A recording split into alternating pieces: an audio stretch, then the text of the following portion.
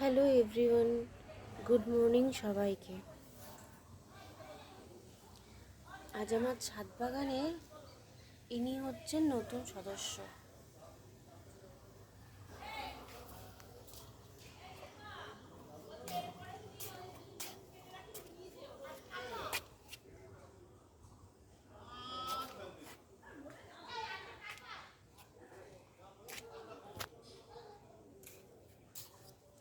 ছোট ছোট জবাও ফুল ফুটেছে, এই একটা ফুটছে, ফুটবে খুব শিগগিরই।